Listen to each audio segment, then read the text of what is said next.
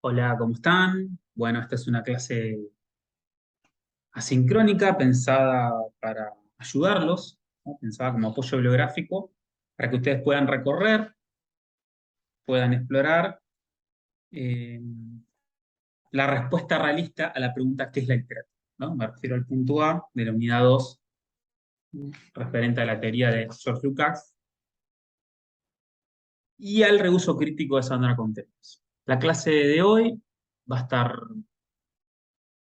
dividida o estará dividida en dos partes. La primera tiene como objetivo rever, repasar, volver sobre sobre algunos conceptos, sobre algunas premisas que trabajamos la clase pasada en relación a las categorías que hacen a la definición de realismo según Lukács. Me refiero a la concepción de tipo, a la concepción de hombre total y a la concepción de realidad en términos de reproducción mimética y fiel de la verdad del mundo.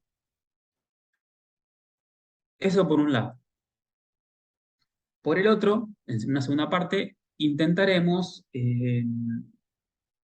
comentar qué es lo que hace Sandra Contreras con el concepto de realismo al interrogarse muy inteligentemente sobre los límites, los alcances y sobre la operatividad, la potencia crítica que tiene hoy un concepto como el del realismo, ¿no? Y de qué modo ese concepto eh, ha permitido leer y armar corpus, pero sobre todo armar todo un canon, ¿no? De la literatura nacional, ¿no?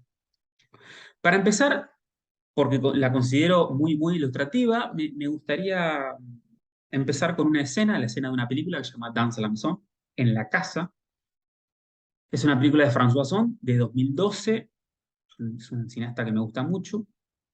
La película narra la historia entre un profesor de literatura y un alumno de secundaria, ¿no? Y la escena que les voy a narrar eh, es la primera escena de la película, ¿no? La que inaugura toda la historia, la consigna de clase que inaugura toda la historia, ¿no? Se las muestro y ustedes después la comentamos.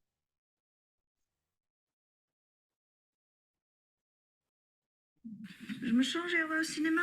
D'accord. Je finis mes copies, on y va. 0, 6, 3, 10. Waouh. Ils sont si mauvais que ça cette année? Le pire que tout, c'est la classe la plus nulle de ma vie. C'est effrayant. Tu disais la même chose l'année dernière et l'année avant. Tiens, alors écoute. Écoute ça. Samedi, j'ai mangé une pizza et regardé la télé. Dimanche, j'étais fatigué et je n'ai rien fait. Point final. Je leur ai donné une demi-heure, 2 phrases. 48 heures de la vie d'un mec de 16 ans. Le samedi, télé, pizza. Le dimanche, rien. Je leur ai pas demandé de me faire un poème en alexandrin. Hein. Je leur ai demandé de me raconter leur week-end pour voir s'ils sont capables d'écrire plus de 2 phrases. Eh ben non, ils ne sont pas capables. Écoute ça. Les dimanches ne me plaisent pas. Les samedis, si, ils me plaisent. Mais samedi, mon père m'a interdit de sortie et m'a pris mon portable. Alors tu sais, Jeanne, hein, moi j'ai choisi d'enseigner en pensant que j'allais transmettre le goût de la littérature et je me retrouve face à quoi? À des portables et à des pizzas. Le pire, c'est pas l'ignorance de ces gosses, c'est d'imaginer demain. Ces gosses sont quand même l'avenir. Les philosophes réactionnaires prédisent l'invasion des barbares. Moi je te dis, les barbares, ils sont là, dans nos classes.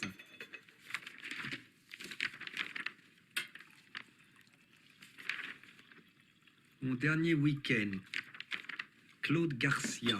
Samedi, je suis allé étudier chez Raphaël Artol. Merci, mon chéri. Cette idée m'était venue parce que depuis un certain temps, je voulais entrer dans sa maison.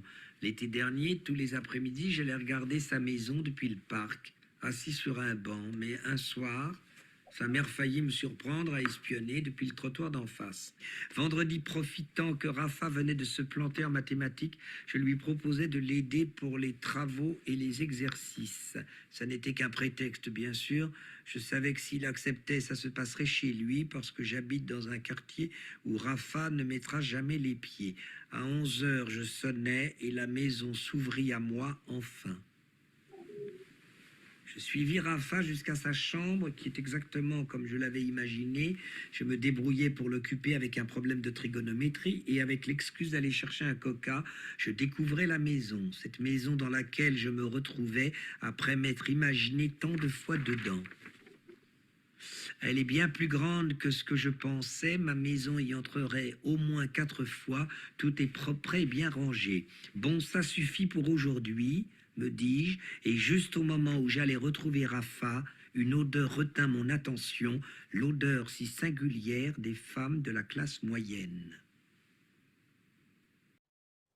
Je me suis laissé guider par l'odeur jusqu'au salon.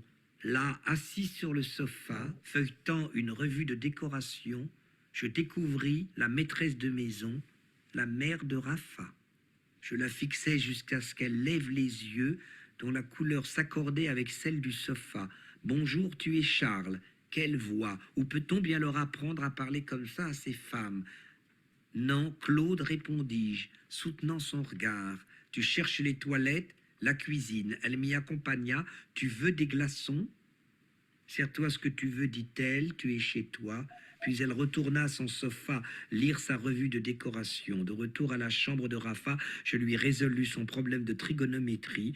Il va falloir vraiment l'aider pour qu'il s'en tire en maths cette année. À suivre. Il écrit à suivre. Oui, oui.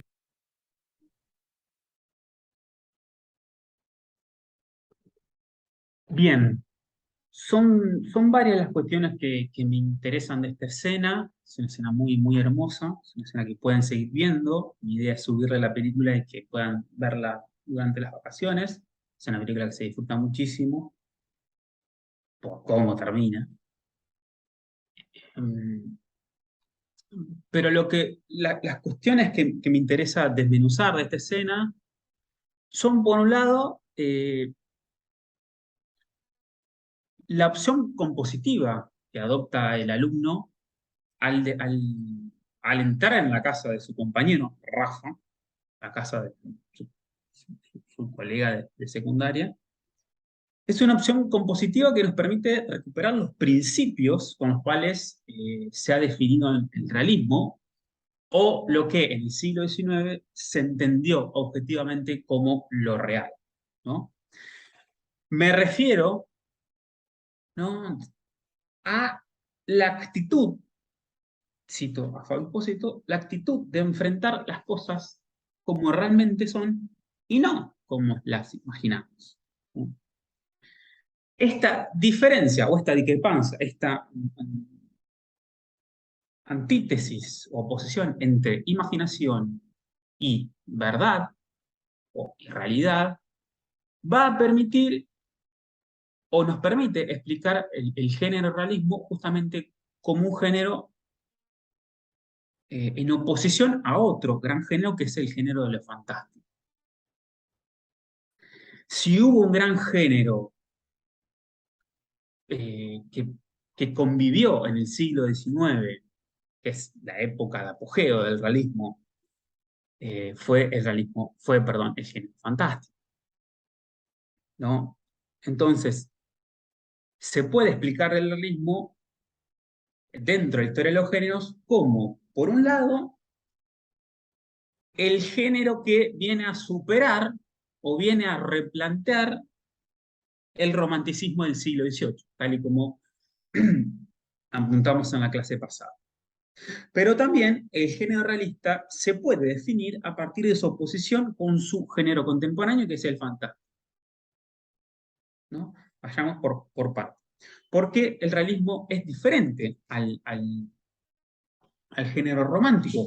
Porque a diferencia de la niebla, ¿no? A ver, ¿cómo lo define Lugar? Me encanta, perdón, cómo lo define Lukács.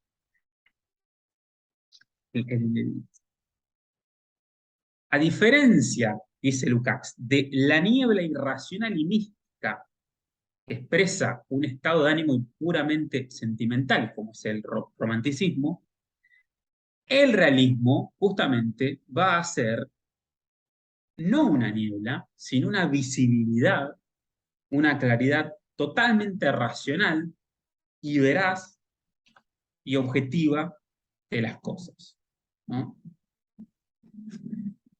El arte que se precia ser realista en el siglo XIX, a contraposición del romanticismo del siglo XVIII, debe dar una representación verdadera del mundo real. Debe estudiar la vida y las costumbres contemporáneas a través de la observación meticulosa y el análisis cuidadoso, ¿no? Un análisis y una manera de representar la realidad que debe hacerse o debe realizarse de manera desapasionada, subrayemos desapasionada, impersonal y objetiva.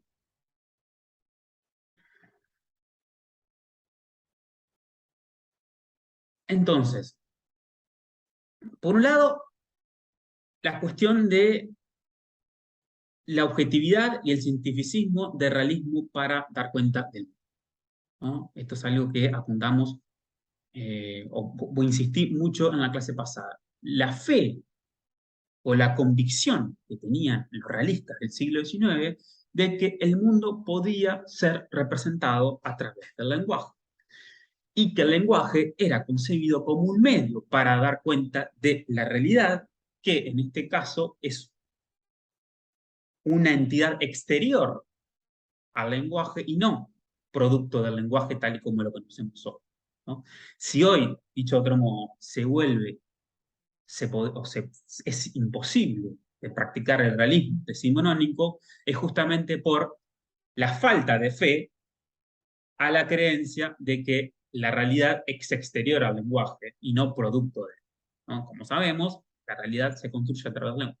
No obstante, en el siglo XIX, sobre todo en el realismo francés, de mitad del siglo XIX, estoy pensando en Flaubert y luego en Zola, la realidad era definida como el resultado de un registro, de una constatación fidedigna, mimética del mundo. Pero no sentimental, no apasionada, sino justamente objetiva y racional. Eso por un lado, el realismo se podría definir en oposición con el romanticismo del siglo XVIII.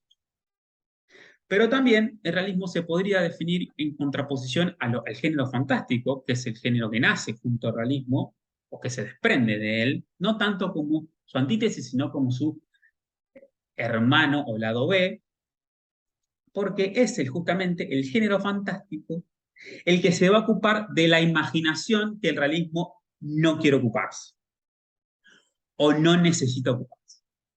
Dicho de otro modo, el fantástico se va a ocupar de la incertidumbre y del orden fantasmático del hombre moderno.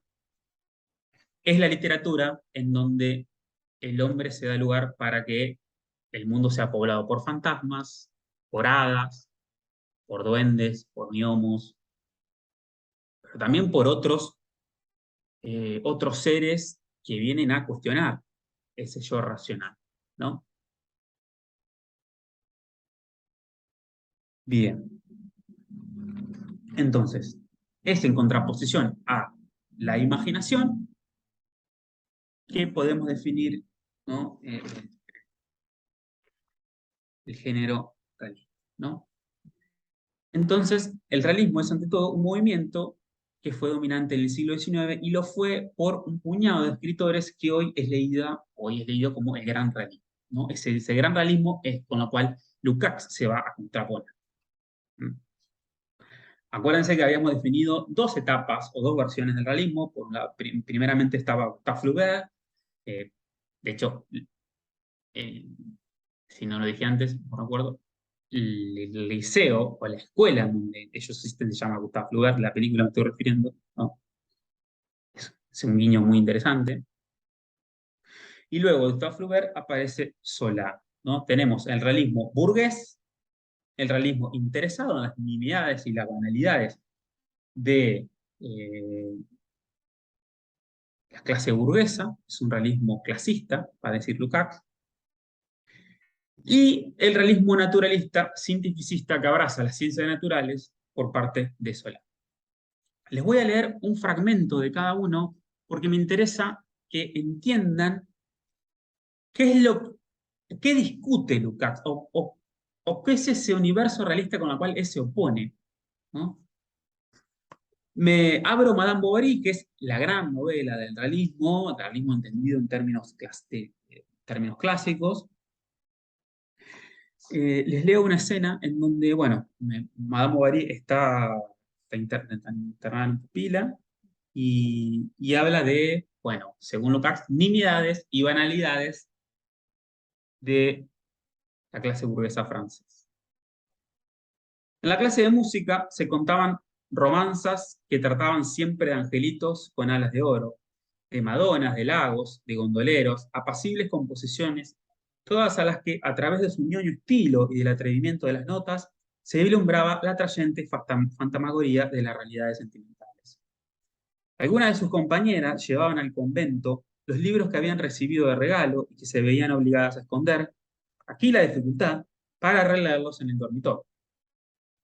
Palpando delicadamente sus hermosas encuadernaciones de raso, Emma fijaba sus deslumbrados ojos en el nombre de los desconocidos autores, condes o vizcondes casi siempre impreso al pie de las obras.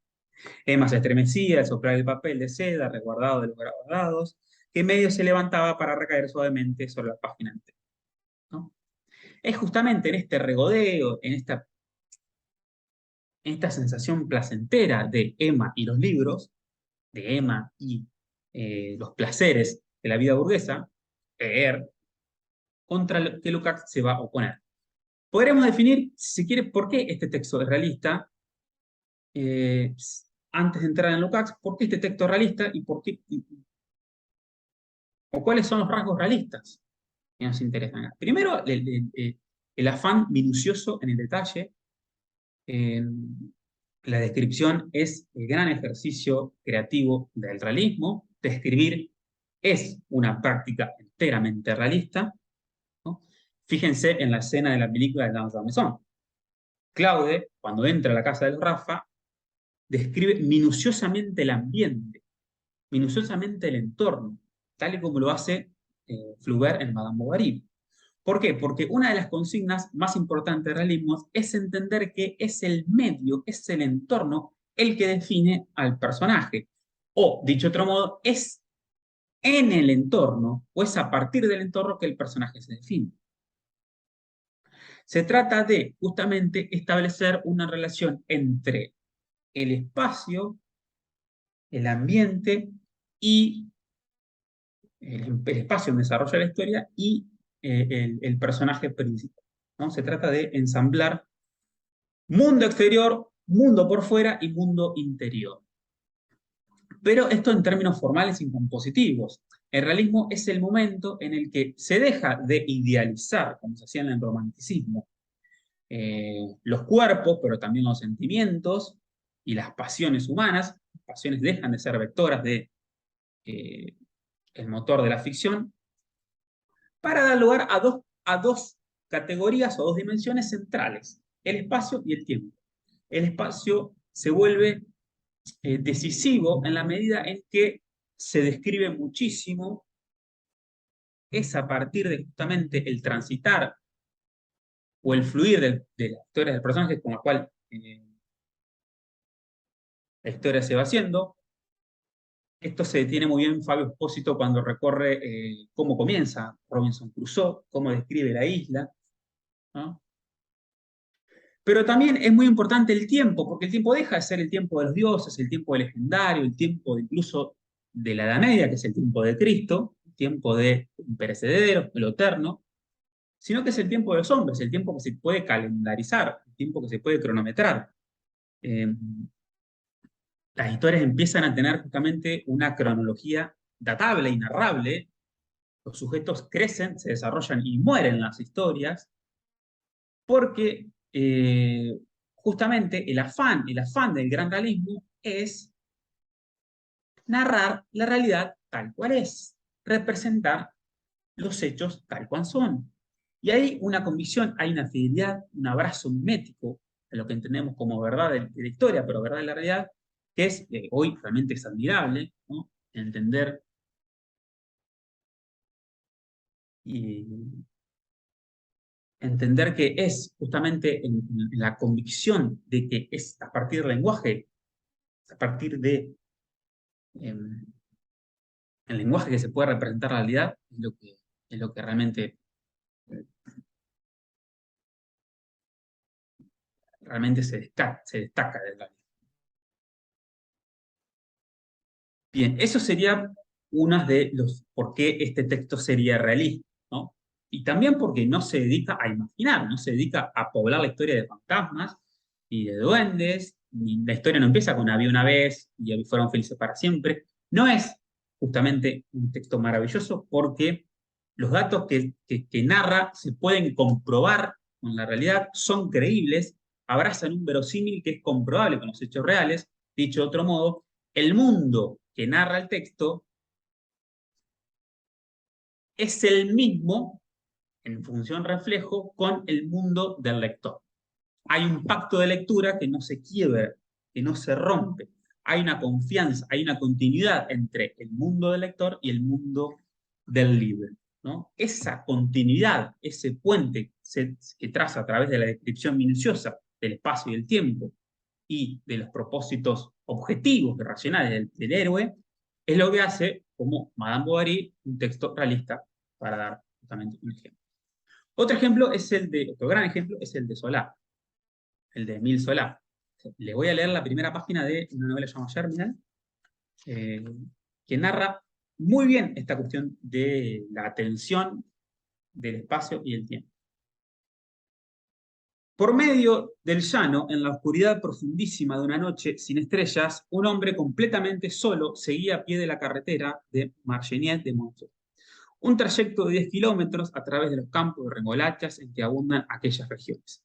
Tan densa era la oscuridad que no podía ver el suelo que pisaba, no sentía, por lo tanto, la sensación de inmenso horizonte, sino por los silbidos del viento de marzo, ráfagas inmensas que llegaban como si cruzaran el mar, heladas de haber barrido leguas y leguas de tierras desprovistas de toda la vegetación, ¿no? Gente, la densidad descriptiva que tiene eso. Nuestro hombre había salido de Marchendien a eso de las 2 de la tarde, caminaba a paso ligero, dando diente con diente, mal abrigado por el raído algodón de su chaqueta y la pana vieja de sus pantalones. Y sí, ¿no? Acá también otro rasgo que se puede, además de la descripción minuciosa del espacio, es también la opción del narrador en tercera persona omnisciente que ayuda de forma objetiva, racional, desapasionada, ¿no? E impersonal, porque es algo términos de Fabio Expósito, de narrar la historia, ¿no? El objetivo, el afán, es justamente construir un mundo, una realidad que funcione como continuidad del mundo del lector, ¿no? No tiene que generar la incertidumbre que es propia del género fantástico. Por ejemplo, la primera página del Gato Negro de Edgar Allan Poe es un cuento fantástico porque la pregunta que instala ese cuento es: ¿estoy o no estoy loco? ¿Qué estoy viendo? ¿No? O, por ejemplo, cómo empieza la primera página de La Metamorfosis de Kafka, otro gran cuento novelista fantástica, que es la historia de Goro Samsa, en la cual se es convertido en cuenta que está convertido en un insecto, ¿no? Goro Samsa se levantó y estaba convertido en un insecto, ¿no?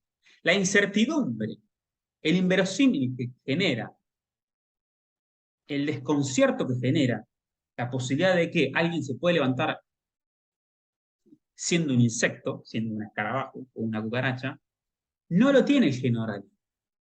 Porque el género realista, y esto es algo que va a discutir Lukács, genera como una confirmación o como una reproducción, en términos de mímesis, una reproducción, un retrato de la vida del lector, ¿no? Entonces, ni sentimentalismo del romanticismo, ni incertidumbre del género fantástico. El realismo no tiene fantasmas, ni patetismo idealizante del romanticismo, sino que tiene justamente, siguiendo las ciencias naturales, abrazando el cientificismo, siguiendo las banderas del positivismo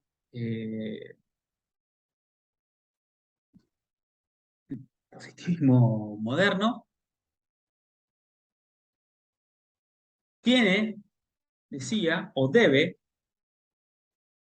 construir una realidad objetiva, desapasionada e impersonal. Bien. Hasta ahora bien, ¿no? Hasta ahora hemos definido el realismo. Hemos definido lo que el realismo decimonónico entiende por realidad, ¿no? Pero lo que no hemos definido aún es por qué Lukács va a deplorar y va a desproticar contra este tipo de realismo. Primero, porque el realismo de Flaubert no persigue en su afán de contra el mundo, perdón, dicho, el mundo que retrata Flaubert no sirve para la construcción de un hombre nuevo, que pueda contribuir a la transformación del mundo en los términos marxistas. El mundo que retrata Flaubert en Madame Bovary, en la educación sentimental, es un mundo burgués, clasista, desinteresado de las preocupaciones y desgracias y conflictos de la clase proletaria, la clase que nace con la revolución industrial, la clase que nace con el capitalismo, la clase que va a ocupar por entero a el comunismo, ¿no? Partido político cuyas necesidades atiende la teoría lukácsiana, ¿no? Para Lukács, la literatura de Flaubert es una banalización de la vida, es la narración de banalidades que nada tienen que ver con la causa comunista, la causa marxista, ¿no? Dice Lukács. En Flaubert hay una iluminación de la vida íntima, un canto desolador, un milagro de proyección del yo interior. Es un universo teñido de inútiles inquietudes juveniles, inútiles entusiasmos o prosa descolorizada que canta la vida familiar burgués, ¿no? Es justamente su falta de compromiso, palabra cara para la que nos va a interesar sobre todo en la próxima unidad, es su falta de compromiso con las preocupaciones de la vida proletaria, con la cual Flaubert, con la cual Lukács va a justamente desproticar contra el realismo flaubertiano. Pero no solo eso, sino también que arremete contra el naturalismo de Solá, contra ese afán cientificista y contra esa idea de construir una realidad a partir de las ciencias naturales, como si la vida pudiera justamente explicarse de forma científica, ¿no? Entonces, de hecho, para el Bax, el naturalismo de Solá, esa descripción inútil, es una pseudo-objetividad,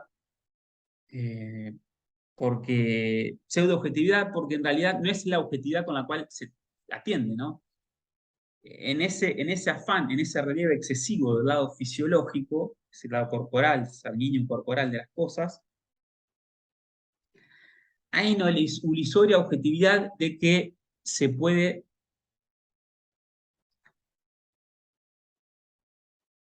de que la realidad es así, ¿no? Dicho otro modo. Por supuesto que la discusión está en qué realidad queremos construir o qué realidad atender, ¿no? Lukács no quiere que la literatura se ponga al servicio de la clase burguesa, ni tampoco que la literatura se ponga al servicio de la ciencia, ¿no? La literatura no tiene que encargarse de las preocupaciones ni de la burguesía, la clase por antonomasia del capitalismo, ni de las ciencias naturales, sino, por el contrario, se tiene que atender las necesidades de la historia, pero no cualquier historia, sino la historia del, humanismo proletario, ¿no? Que es el humanismo que atiende las preocupaciones del sujeto social que ocupa el marxismo, que es el proletario, ¿no? El trabajador. Y es por eso, porque ni Flaubert ni Solá atienden las preocupaciones del trabajador, del hombre de la fábrica, y sí lo hace Balzac, y sí lo hace Tolstoy, y sí lo hace Dostoyevsky, es en donde para Lukács el gran realismo se va a encontrar en estos escritores que mencioné, ¿no? Pero hay una definición, hay una categoría que permite entender con mucha precisión y con mucho rigor teórico qué es el realismo para Lukács. O por qué Lukács arremete contra los padres del realismo que son Zola y Proust, ¿no? Y es justamente porque Nif, Lukács y Zola construyen tipos.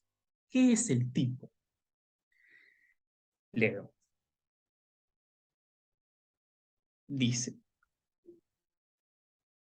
realismo significa reconocimiento del hecho de que la creación no se fundamenta sobre la abstracta medianía, como cree el naturalismo, ni sobre un principio individual que se disuelve en sí mismo y se desvanece en la nada, sobre una expresión exasperada de aquello que es único e irrepetible.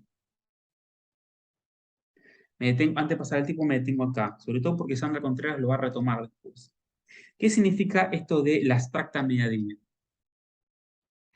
Realismo, lo que queda diciendo acá Lukács es que el realismo, el hombre, el artista realista, el escritor realista, no tiene que narrar hechos del hombre promedio, las banalidades justamente de el típico hombre, ¿no? Ese hombre que abraza el sentido común generalizado. No, no se trata justamente de... eh, no se trata justamente de lo promedial. ¿Qué sería lo promedial? Sería ese afán realista que Lukács encuentra en Flaubert de narrar hechos de un tipo promedio de todos los días. Aquel que abraza justamente un sentido común generalizado. No. El gran realismo atiende los grandes hombres, las grandes excepcionalidades, ¿no? Sigo. La categoría central, el criterio fundamental de la concepción literaria realista es el tipo. O sea, la particular síntesis que, tanto en el campo de los caracteres como en el campo de las situaciones, une orgánicamente lo genérico y lo individual. El tipo se vuelve tipo no por su carácter medio, el tipo se vuelve tipo no por ser un tipo de todos los días, no por ser un banal burgués que lee, o que va a la verdulería, o que va a la carnicería, o que hace cosas que hace cualquier hombre promedio. No se trata del realismo de eso, y eso Sandra Contreras acentúa muy, muy bien eso. No, el hombre realista, el tipo, es aquel que justamente une orgánicamente el mundo exterior, lo genérico y lo individual. Puede funcionar como síntesis. Y de ningún modo Madame Bovary, a los ojos de Lukács, puede sintetizar lo exterior y lo interior, sino que meramente lo que hace es dar cuenta, a través de un costumbrismo, un pintoresquismo, de una mujer burguesa del siglo XIX, que lee, que la pasa bien leyendo y que, bueno, practica el escapismo literario, ¿no? El tipo se vuelve tipo no por su carácter medio, esto es decir, no por ser un hombre promedio, y mucho menos solo por su carácter individual, por mucho que sea profundizado, sino más bien por el hecho de que en él confluyen y se funden todos los momentos determinantes, humana y socialmente esenciales de un periodo histórico. Fíjense lo extremo de la categoría, de que en un personaje, o sea, la exigencia y la ambición que tiene el gran realismo, de que construir un personaje no que narre los hechos promedios de un hombre vano, sino que pueda condensar todos los momentos determinantes, humanos y socialmente esenciales de un periodo histórico. O sea, el hombre total, el hombre que puede resumir y sintetizar con sus hechos comunes, sus hechos cotidianos, sus hechos reales, no épicos, no estamos narrando de epicidad, no se trata de volver a la épica griega, no con sus hechos cotidianos, sentados en la tierra, que pueda sintetizar y condensar con su cuerpo, pero con sus acciones, todos los momentos determinantes, humanas y socialmente esenciales de un periodo histórico. Mami, ¿no? Por el hecho de que presenta acá estos momentos en su máximo desenvolvimiento. El hombre total es un hombre excepcional. El tipo es un hombre singular, único, repetible, justamente porque lo que hace es mostrar el momento extremo del hombre. El hombre neolucaxiano sería aquel hombre que pueda superar la medianía, superar justamente el tipo promedio, pueda en su vida servir como ejemplo para la causa proletaria. ¿Pero cómo servir como ejemplo? Mostrando hasta qué punto el hombre es capaz de ser en el mundo, ¿no? Dice, en él confluyen y se funden todos los momentos determinantes, humanos y socialmente esenciales de un periodo histórico, por el hecho de que presenta estos momentos en su máximo desenvolvimiento, en la plena realización de sus posibilidades inmanentes, en una extrema representación de los extremos que concreta tanto los vértices como los límites de la totalidad del hombre y de la época, ¿no? O sea, el afán es súper ambicioso y hoy casi imposible. Hoy no podríamos localizar en el realismo, te lo va a volver muy bien, lo dirá muy bien con Sandra Contreras. Hoy el realismo clásico, típico, el realismo francés, simonónico, el realismo lucasiano, es imposible. ¿Por qué no? Primero porque no hay una confianza ciega en que el lenguaje puede representar la realidad y que la realidad es un hecho exterior al lenguaje y que no, en la realidad, esa realidad que vemos no es producto del lenguaje, sino que es algo exterior, ¿no? No hay una relación autorreferencial, sino que hay, el mundo, la realidad es algo que se construye a partir del lenguaje. Bueno, el realismo simonónico entendía otra cosa. Pero sobre todo porque hoy es imposible pensar en términos de totalidad. En un mundo fragmentado, desilusionado, disolvente, diseminado, en un mundo de justamente pura fragmentariedad, que es el mundo de hoy, lo que llamamos por modernidad, vaya uno sabe lo que fuera eso, mundo de lo contemporáneo,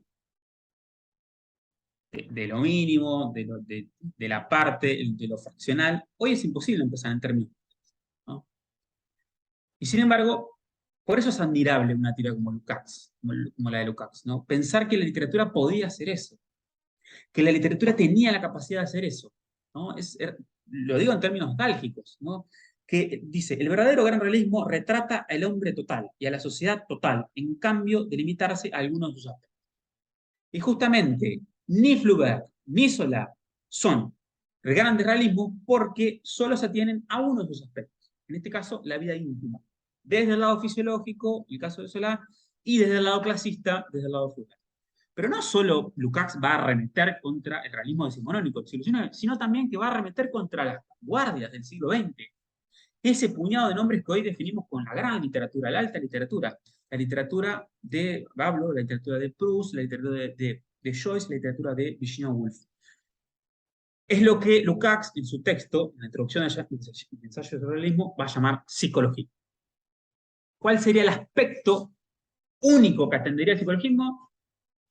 La realidad que construye la conciencia, la realidad que construye el yo interior, la realidad que no sobrepasa el mundo interior y llega al mundo exterior, sino que sería esa realidad una falsa subjetividad, diría Lukács, porque solo se atiende en los devaneos y en los conflictos y en las idas y vueltas de la conciencia, ¿no? En ese fluir, y no condensa, no es capaz de condensar a los hombres que construyen estas literaturas toda su época, ¿no?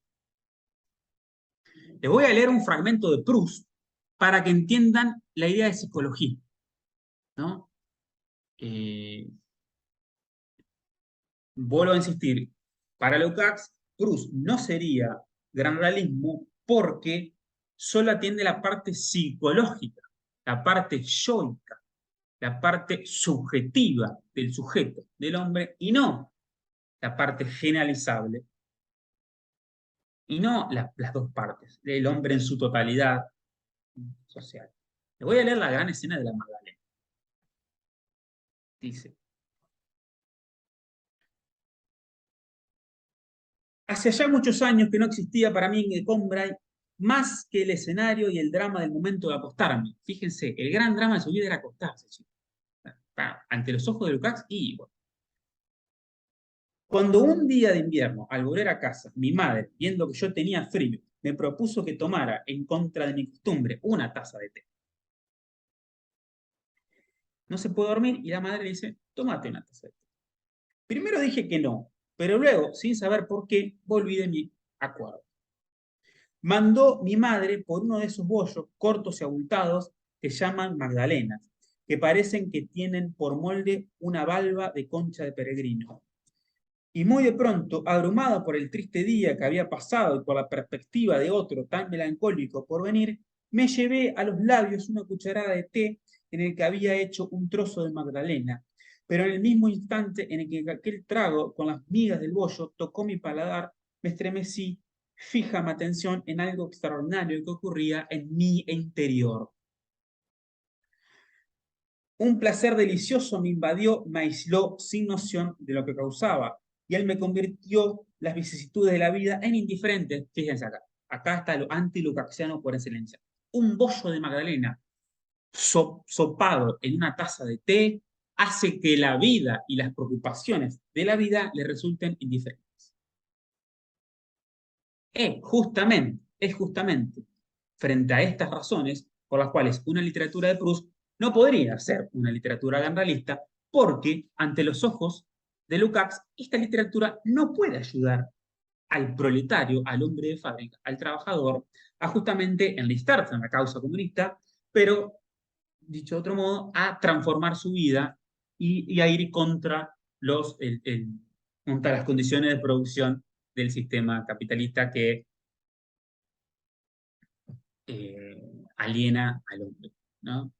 Justamente la literatura de Proust, por atender los devaneos psíquicos de un sujeto eh, en la comodidad de su estancia en Combray. Combray es una estancia muy rica, muy aristocrática en Francia.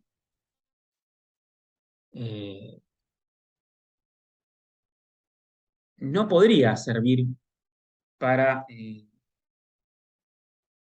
la tarea social e histórica asignada a la humanidad que Lukács le asigna a la literatura, ¿no? La función de la literatura para Lukács sería iluminar y guiar a la humanidad mediante la construcción de un hombre total. Bien.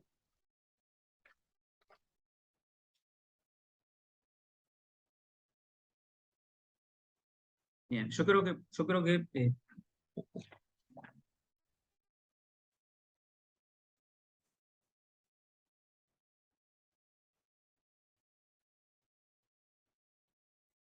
entonces, para entender a través de una frase fórmula lo que plantea Lukács es que el realismo en Lukács pasaría del clasismo a la sociología, de Flaubert a Dostoyevsky, o de la biología hacia la sociología, de Solá hacia las causas del marxismo, ¿no? Ese sería como el procedimiento, ¿no? Una buena manera de responder qué es el realismo es volviendo a la escena con la que empezamos, la escena de el alumno narrando minuciosamente a partir de su mirada, describiendo lo que ve, transcribiendo lo que ve. Si la consigna hubiera sido narrar tu fin de semana en modo fantástico o siguiendo los preceptos o las cláusulas de género fantástico, en su narración este chico, este alumno, incluiría visiones, alucinaciones, momentos desconcertantes, tormentos yoicos que hacen pensar en su doble, en su otro yo, eh, un acontecimiento que permite introducir la ficción y que el lector descrea de lo que está leyendo, ¿no? Por ejemplo, que Rafa se dé vuelta y le salgan alas, bueno, eso sería ya que no, maravilloso, pero se entiende la idea. O, otro ejemplo para entender el generalista sería simular que este profesor le escribe la consigna, le dicta la consigna según los preceptos del género romántico. Entonces, adjetivaría muchísimo más a la mujer, a la mamá de ese alumno, a la mamá de Rafa, daría lugar a los sentimientos de lo que él sienta al entrar a esa casa y no abrazaría una objetividad como la que notamos, ¿no? Dicho de otro modo, daría lugar a las pasiones o a la o a los devaneos yoicos y no a la narración impersonal, desapasionada y objetiva, ¿no? Pueden ver la película porque la película en un momento va a entrar, a adentrarse en el género fantástico. Entonces ahí tienen como los dos momentos para darse cuenta. Dos momentos muy bien claros, muy claros para entender. Bien, pasemos ahora, vamos a seguir volviendo a Lukács, vamos a seguir conversando sobre Lukács, pero lo que me interesa son justamente estas cuestiones, ¿no? Primero, la idea de que existe una totalidad. Para Lukács hay una confianza en que las cosas pueden ser totales y no fragmentarias, de que el mundo puede entenderse como totalidad entendida como una síntesis entre la vida particular y la vida social, la vida del mundo exterior, que un hombre y su entorno, un hombre y su medio pueden condensarse y que la literatura tiene que cumplir esa función. La segunda, desprendida de esta, que la literatura tiene una función, la literatura tiene una responsabilidad, servir a la causa marxista en la construcción a través de construcción de hombres totales. Quiero decir, que el realismo tiene que servir para que el hombre de fábrica pueda tomar conciencia de sí, pueda construir cierta conciencia de clase, pero también conciencia crítica de clase, para transformarse justamente como sujeto y desalienarse de los mecanismos de condicionamiento que generan el aparato capitalista. También hay una confianza en la referencialidad del lenguaje. Quiero decir, que el gran realista, según Lukács,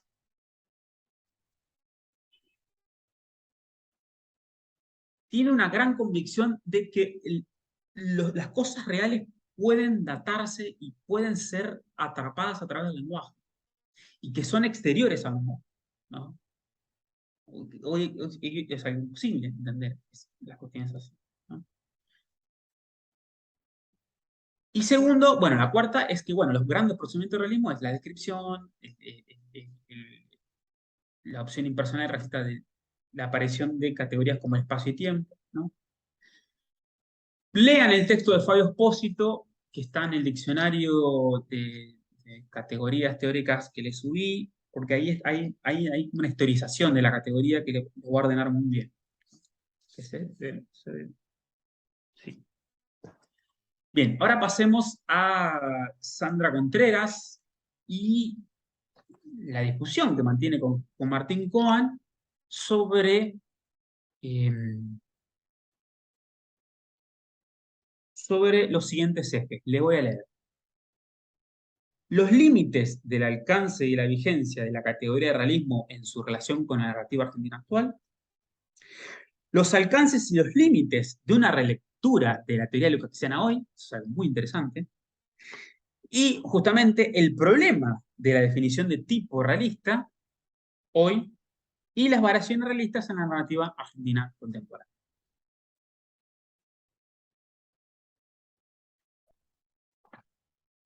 Entonces, me interesa, o puede recorrerse el texto de Sandra. Bueno, primero, quizás te vamos a presentarla.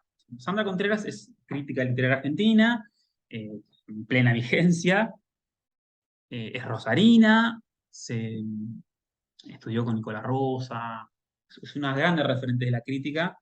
Su gran primer libro es Las vueltas de César Aira. Ella es la gran especialista de César Aira en la Argentina, en el mundo también. Fue una de las fundadoras de Beatriz Viterbo, gran editorial de crítica literaria argentina. Y quizás, bueno, el último libro de ella, y quizás el libro que más sintoniza con nuestras preocupaciones, es este libro que se llama En torno al realismo y otros ensayos. Es un libro editado por Nube Negra, en donde compila varios ensayos en relación a, bueno, el realismo, ¿no? El realismo, y de qué modo el realismo es una categoría central, rica, productiva, que tensiona, construye corpus, series y permite pensar la literatura argentina, ¿no? Entonces, ellos se juntan en 2005, si no recuerdo, hay un coloquio en Rosario, donde varios especialistas críticos, que muchos de ellos vamos a leer, se juntan a pensar sobre el realismo, ¿no? Y bueno, un gran teórico del realismo es Lukács. Lo que va a hacer Sandra Contreras es principalmente discutir con, o discutir, no, polemizar con, polemizar tampoco, sería, sí, discutir con Martín Cohen, ¿no? Dando cuenta, o funcionaría como ejemplo de uno de los rasgos que le dije de la crítica literaria, ¿no? De que uno de los rasgos es el rasgo dialógico, pero también polémico, ¿no? La gente, al hacer crítica, discute con otros, ¿no? Bueno, entonces voy a recorrer el texto de Sandra a partir de preguntas. Preguntas que se hacen porque son muy ordenadoras, a partir de muy inteligentes. La primera pregunta es, ¿qué utilidad crítica puede tener una noción como la de realismo? ¿O cuánta puede conservar aún para leer e historizar una literatura como esa que llamamos literatura argentina? La literatura argentina nace en el siglo XIX, en el momento en el que el realismo momento en que el realismo se estaba gestando en su mayor apogeo, ¿no? Otra pregunta. ¿De qué hablamos, o mejor, de qué queremos hablar, o de qué queremos seguir hablando cuando el tema es el realismo? ¿Cuánto o hasta dónde es posible transformar la noción clásica a fin de ajustarla a las nuevas experimentaciones de escritura, sin por eso hacerla perder especificidad y por eso tanto sentido, ¿no? Entonces, ella se detiene en dos artículos, en el de Graciela Esperanza y Martín Cohen, pero sobre todo en el de Martín Cohen, y lo que le discute o lo que se desmarca, sí, lo que discute Contreras a Cohen, es el modo en que Cohen exige un uso riguroso de la categoría, obturando nuevos usos de la categoría. Vuelvo a decir. Para Cohen habría una excesiva ampliación del concepto. Se le dice hoy realismo a cualquier cosa. Dicho de otro modo. Y es una condición, sí, una condición que termina, dice Cohen, volviendo a una categoría vacía y por lo tanto teóricamente inútil. Si todo es realismo, nada lo es. Si todo podemos llamar realismo,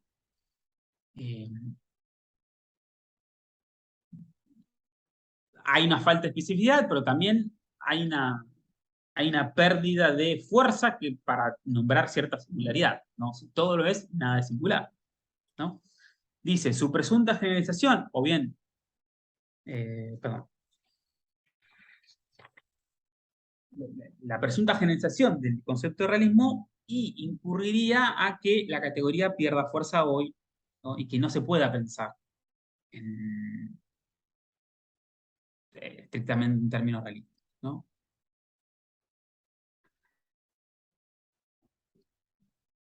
Entonces, lo que Sandra, primero se detiene en el texto de Cohen y va leyendo primero cómo, y esto es algo que estaría buenísimo que reparemos, el modo en que Martín Cohen, el texto está consignado, si quieren se lo puedo pasar, se consigue en la nube, pero está en la bibliografía que consigna Sandra Contreras. Primero se detiene en algo muy interesante, en el modo en que Cohen resuelve el malentendido que ha abrazado la teoría lukácsiana hasta hoy. Porque es cierto, si hoy la teoría lukácsiana está abrazada por una banalidad o un proceso de banalización. Es entendida como una teoría dogmática, pero también como una teoría llana por su estigma, que es el estigma del ser el gran teórico del reflejo literario, ¿no? Acuérdense que la teoría del reflejo es la literatura debe reflejar o refleja el mundo del lector, ¿no? Dice, el realismo de Lukács no se detiene en una confianza llana en el poder de la palabra para definir la cosa, sino en la mediación de una serie de aspectos formales en un sistema de representación convenientemente delimitado que excede en todo sentido la eficacia lineal de la sola referencialidad. Lo que hace Cohen, y lo que hace Cohen acá es dar cuenta de que Lukács, en realidad, cuando habla de teoría de reflejo, habla de que el escritor realista, el gran realista, debe construir un mundo reflejándose no en una realidad vacía y llana, sino en el gran modelo que es el modelo de Balzac y los rusos. Dicho de otro modo, la realidad a la que los escritores tienen que perseguir como modelo es la literatura de Balzac, a contraposición de otro teórico del realismo que es Brecht, en donde dice Cohen, explicado por Contreras, dice, la perspectiva de Brecht promueve una concepción de realismo literario casi sin restricción alguna, de un modo tal que, si bien se salva de cualquier dogmatismo, incurre a fuerza de amplitud y elasticidad en el riesgo de la extensión discriminada que termina por inutilizar la noción y vaciarla. Más allá de estas cuestiones, en donde la gran acierto de Cohen es salvar del malentendido a Lukács y explicar que en realidad Lukács es complejo, no es de ningún modo de la teoría lukácsiana el reflejo es banal, porque en realidad el reflejo responde a un modelo literario y no a cualquier modelo como lo hace Brecht. Más allá de estas cuestiones, Contreras se detiene en que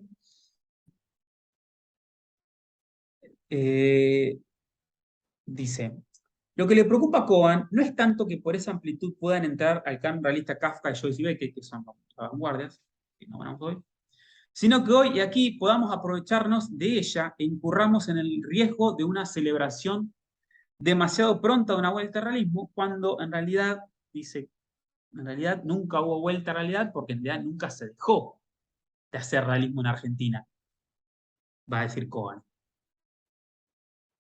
Y Cohen lo que traza es un canon, ¿no? Que va de... Es un canon que va de... No tengo... Que va de Fowell a Gustavo Ferreira, ¿no? Entonces, primero lo que Sandra le discute, lo que Contreras le discute a Cohen es... Primero le hace señalar una contradicción, ¿no? El hecho de que si nos ponemos rigurosos con el concepto y no lo podemos usar hoy porque estamos por fuera de su época,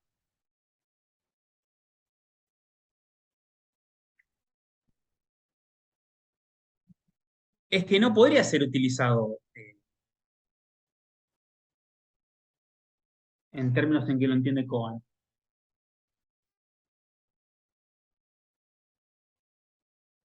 Lo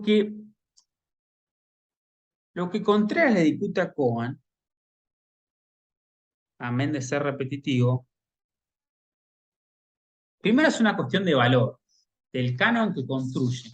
Dice, son en realidad aquellos que pueden resolver en la justeza promedial, es decir, la narración de nombres promedios, ¿no? Que narran justamente la representatividad social, la dinámica social y la totalidad social de los sujetos, aquellos que pueden eh, únicamente llamarse realistas hoy, ¿no?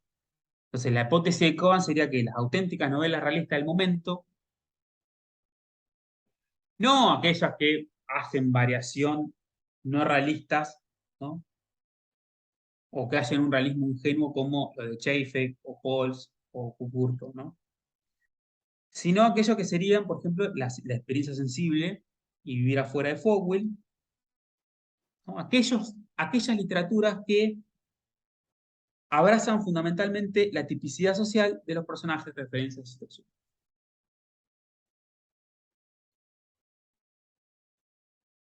Entonces, lo primero que podríamos atender es los modos en que Contreras revisa los presupuestos de Cohen al momento de leer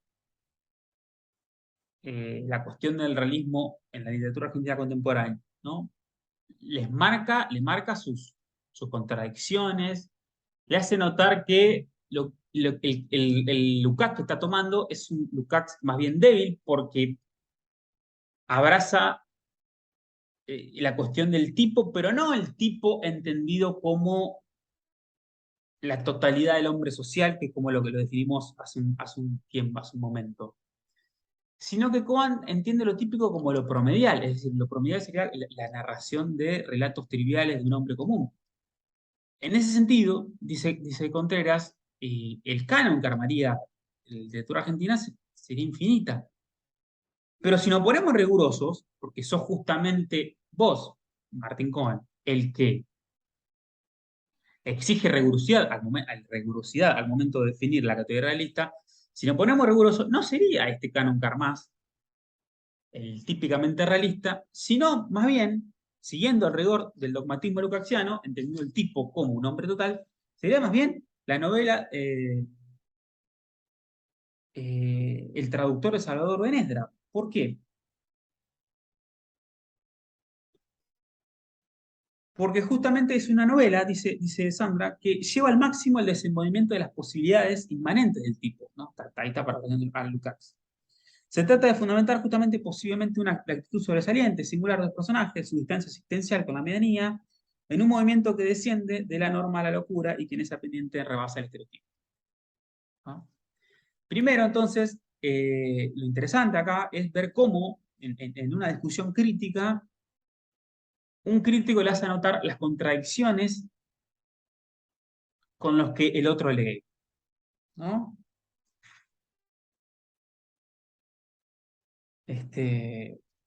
Dice, si queremos ser dogmáticos a lo Lukács, se pregunta Sandra, sigue, ¿tiene sentido plantearnos una línea que tenga su punto de partida en Gálvez y tenga hoy su proyección o su punto de cierre, pongamos, en Lanús de Sergio Holguín? Dice, por supuesto que Cohen no deja de advertir, los críticos no vemos la continuidad del realismo en esta línea porque esta no es la literatura que leemos, que queremos leer. Pero lo nota al pie no borra con todo la línea de su argumentación. Recuperemos, y parafrasear justamente a Cohen, recuperemos la disposición dogmática de Lukács, es decir, no busquemos realismo donde no los hay, y no digamos, por lo tanto, que hay una vuelta al realismo cuando el realismo hubo siempre en la literatura argentina, como bien lo demuestran sus actuales expresiones. Acá Sandra parafrasea a Cohen. Entonces, siguiendo esta lógica de, si nos ponemos riguroso, ¿tiene sentido pensar una tradición realista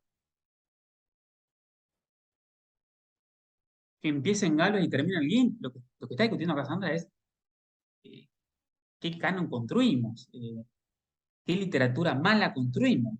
De hecho, la gran definición de Almaroni es que en realidad la tradición realista no hubo en la literatura argentina y si la hubo, solo se pudo reducir a un puñado de nombres, todos malos, ¿no? Eso es lo que va a decir tal Miguel Almaroni, un teórico crítico de La Plata.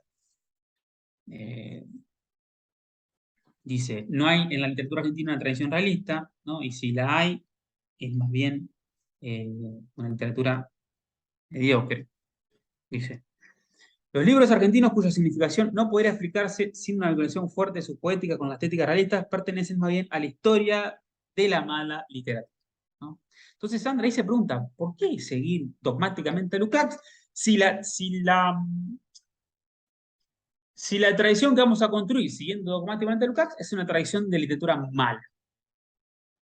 Una tradición de literatura nacional mediocre.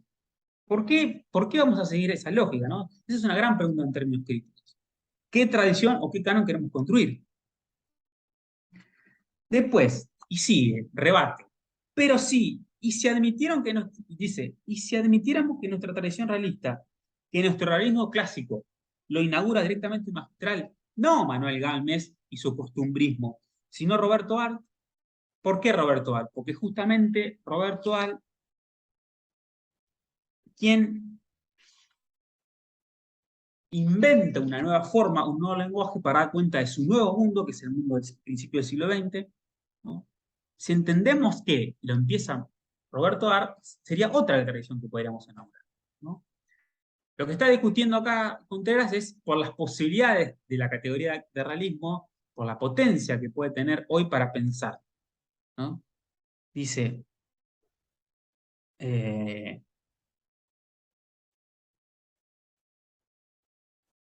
Art, la forma singular, única e inédita que inventa para la novela argentina responde a un principio peculiarísimo y fundamental para Lukács del gran realismo. No sería Gálvez el que empieza la teoría del gran realismo, siguiendo el dogmatismo lukácsiano, sino sería Art. ¿Por qué? Porque Art, en su novela, puede reponer una forma que socialmente y por su contenido está siempre conforme a la realidad, pero cuya expresión extrema trasciende el plano de la vida cotidiana, ¿no? Es decir, la literatura de Art, dirá Sandra, si nos ponemos dogmáticos, es clásicamente lukácsiana porque puede condensar tanto la vida particular como la vida total, ¿no? Acuérdense una novela como Los Siete Locos o Los Juguetes Rabiosos, ese nene que se entra en la biblioteca y empieza a robar libros, ¿no? Pero Contreras va mucho más allá, no le interesa leer dogmáticamente a Lukács. De hecho, en un momento se pregunta qué sentido podría tener hoy una lectura de Lukács hoy. O sea, ya no nos interesa seguir el dogmatismo lukácsiano, no nos importa, sino ¿por qué? ¿Cuál sería la pertinencia? ¿No? Dice,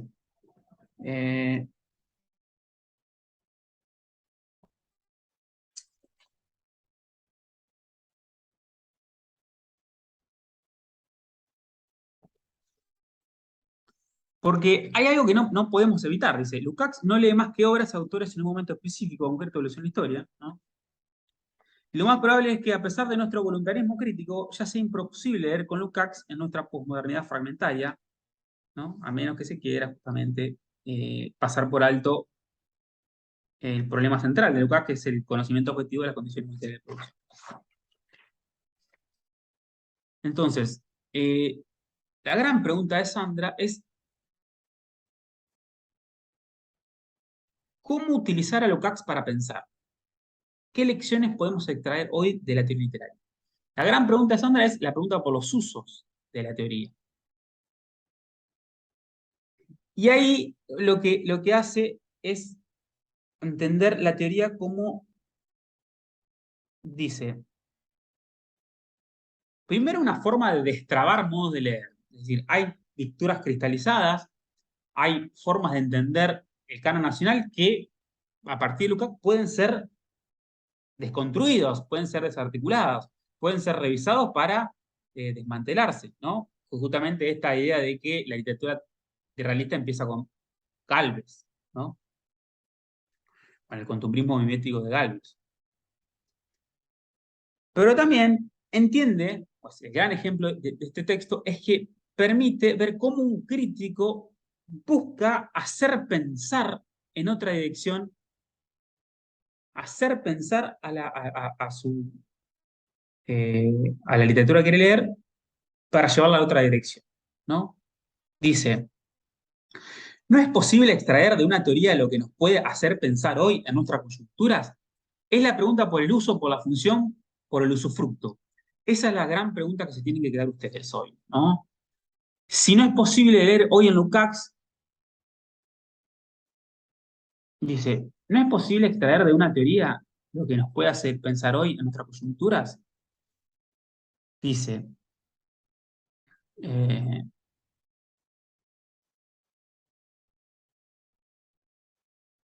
¿y no es esta la más potente elección de Lukács a coyunturas, realidades nuevas, formas nuevas? Habría que ver en este sentido qué relación tiene el pensamiento con el error o qué se puede extraer del pensamiento al error, ¿no? Y acá, bueno, se ingresa en un ejemplo que a ella le parece un ejemplo muy pertinente, que es el ejemplo de Graciela Esperanza, de cómo Graciela Esperanza, que es una crítica que vive en Nueva York, lo que hace es justamente hacer lo que ella, lo que Sandra está pidiendo, que es dejar de usar dogmáticamente a Lukács, de pensar, de traspolar directamente hoy la categoría y pensarla en el escenario hoy, sin más mediación, sino de ver cómo esa categoría hoy puede servir para seguir pensando la narrativa que se está haciendo, ¿no? Lo que lee, dicho de otro modo, Contreras en Graciela Esperanza, es la adopción de una perspectiva, ¿no? Que hoy es absolutamente indispensable, para decirlo. Dice, una lectura de nuevos realismos exige hoy justamente dar cuenta no solo de nuevas formas de representación de la realidad, como si la realidad pudiera conseguirse siempre del mismo modo, sino antes bien de la transformación en las nuevas coyunturas históricas de la noción misma de realidad. Dicho de otro modo, hoy, para cerrar, hoy Lukács para la literatura argentina es inviable, es imposible, no se puede pensar, no se puede traspolar sin más el realismo decimonónico para pensar el realismo literario argentino del siglo XXI. Porque es otra la coyuntura, es otro los propósitos, las necesidades de los escritores no son políticas ni medios comunistas, y ese afán de hombre total y de tipicidad social, de intelectualidad, ya hoy son principios eh, totalmente perimidos, ¿no? Hoy un escritor no puede pensar en términos de totalidad, en términos de realidad como un hecho exterior al lenguaje. Hoy no puede un escritor ingenuamente concebir que su escritura puede reproducir miméticamente la realidad, ¿no? Pero, dice Sandra, ¿qué modos, qué convicciones nos dejan o qué productividad puede resultarnos hoy poner a pensar con Lukács, ponernos a pensar con Lukács, ¿no? ¿Cuáles son las premisas, los principios, las lecciones que nos da Lukács para seguir pensando en la literatura, ¿no? Y me animo a decir que son muchísimas. Lo que Sandra está haciendo es trayendo agua para su molino. ¿Para qué? Para pensar la literatura de Sader, la literatura de Aira, la literatura de Incardona, la literatura eh, sí, la literatura de Cheifek, ¿no? Las lecturas del presente, de cómo hoy leer en presente a Lukács. Bien, cortamos acá. Seguramente van a tener un montón de preguntas y dudas. Podemos volver la clase que viene, que es después de las vacaciones. Es en agosto. Pero bueno, me interesaba que pudieran entender con el texto de Sandra los modos, las preguntas que se hacen. Porque enseña muy bien los usos de la crítica, los usos teóricos de la crítica. ¿Qué hace la crítica con la teoría? ¿No? Las preguntas pertinentes que se hace con textos.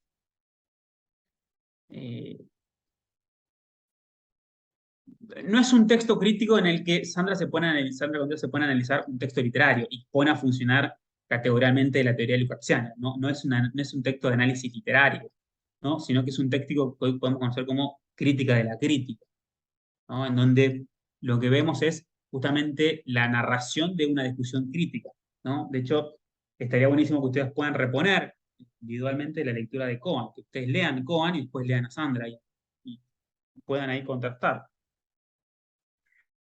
pero bueno, me interesa que ustedes puedan ver qué preguntas hace un crítico literario hoy en relación a la teoría, de qué modo la puede usar, qué modo le puede resultar útil y funcional, ¿no?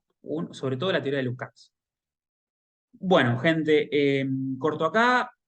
La clase que viene volvemos sobre el texto de Sandra, pero ya nos entramos a el punto 2b, que va a volver sobre un montón de convicciones y postulados que acabamos de esgrimir hoy, ¿no? Bueno, es el texto de la respuesta política, ¿no? Si pueden, lean el texto de Jean-Paul Sartre, que es la literatura y la idea de compromiso literario. Bueno, felices vacaciones y nos vemos en agosto. Chao, chao.